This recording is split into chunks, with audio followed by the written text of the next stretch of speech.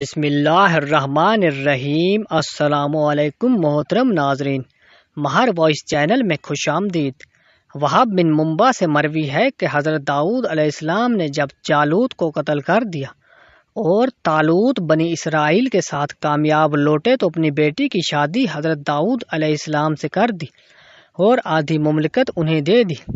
بعد میں بنی اسرائیل جمع ہوئے اور انہوں نے کہا کہ ہم طالوت کو اتاریں گے اور اس کی جگہ حضرت داؤد علیہ السلام کو لے کر آئیں گے، چونکہ یہ آل یہود میں سے ہیں، اس لیے بادشاہت کے زیادہ حقدار ہیں۔ اس بات کو طالوت نے محسوس کیا اور اپنی بادشاہت کا خوف اسے لاحق ہوا، تو اس نے حضرت داؤد علیہ السلام کو دھوکے سے قتل کرنے کا ارادہ کیا۔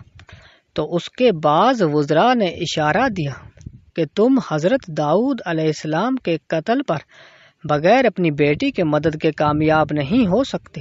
تو طالوت اپنی بیٹی کے پاس آیا اور اسے کہا کہ میری بچی، میں ایک کام کرنا چاہتا ہوں اور میں پسند کرتا ہوں کہ اس میں تم میری مدد کرو۔ اس نے کہا وہ کیا کام ہے؟ طالوت نے کہا میں داؤد علیہ السلام کو قتل کرنا چاہتا ہوں، اس نے لوگوں کو میرے خلاف کر دیا ہے۔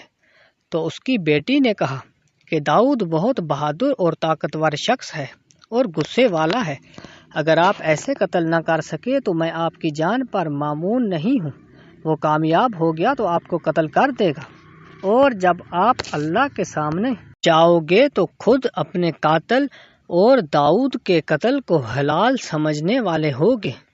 اور مجھے حیرت ہے کہ آپ ایک متحمل مزاج اور درست رائے والے شخص ہیں اور اتنی نیچ سوچ کیسے رکھ سکتے ہیں، اور یہ ترکیب انتہائی کمزور ہے داؤد علیہ السلام سے آگے بڑھنے کی، حالانکہ آپ جانتے ہیں کہ داؤد اہل زمین میں سب سے زیادہ بہادر اور موت کے سامنے اور زیادہ بہادر ہوتا ہے۔ تو طالوت نے کہا کہ میں نے آج تک اپنے شوہر کے فتنے میں مبتلا کسی عورت کی بات نہیں سنی کہ جسے اس کے شوہر کی محبت نے اپنے باپ کی بات ماننے اور نصیحت سننے سے روک دیا ہو۔ اور یہ بات سمجھ لو کہ میں تمہیں اس بارے میں اس وقت تک نہیں چھوڑوں گا یہاں تک کہ تم مجھے اس کی کمر توڑنے کا موقع فراہم کر دو، ورنہ پھر میں خود تمہیں قتل کر دوں گا یا تم اسے قتل کر دو۔ اس پر اس کی بیٹی نے کہا مجھے کچھ مہلت دو، میں فرصت میں سوچ کر آپ کو جواب دوں گی۔ پھر اس لڑکی نے ایک مشکیزہ لیا اور اسے شراب سے بھر لیا اور اس میں مشک و عنبر کی خوشبو ڈال دی۔ پھر اس مشکیزے کو حضرت داؤد علیہ السلام کے بستر پر لٹا کر اس پر لحاف ڈال دیا اور یہ ظاہر کیا کہ یہ حضرت داؤد سو رہے ہیں، اور اس بات کو حضرت داؤد علیہ السلام کے گوش گزار کر دی۔ پھر اپنے باپ طالوت کو خبر کر دی کہ جاؤ اور حضرت داؤد کو قتل کر دو۔ طالوت گھر میں داخل ہوا تو بیٹی نے کہا جاؤ، وہ رہا داؤد، اب تم جانو اور وہ جانے۔ تو طالوت نے اندازے سے دل کی جگہ پر تلوار رکھ کر اسے زور سے دبایا اور اسے پار کر دیا۔ اس سے شراب نکل کر بہہ پڑی اور گھر میں مشک و عنبر کی خوشبو پھیل گئی۔ تو طالوت نے کہا کہ داؤد تو مرنے کے بعد بھی کتنا خوشبودار ہے، اور تیری زندگی میں تجھ سے زیادہ میں خوشبو والا تھا، اور تو پاک صاف تھا۔ اور طالوت نادم ہونے لگا اور خوب رویا اور اپنی تلوار سے خود اپنا کام تمام کرنے کی کوشش کرنے لگا۔ تو اس کی بیٹی نے اسے پکڑ لیا اور کہا ابا جان، یہ آپ کیا کر رہے ہیں؟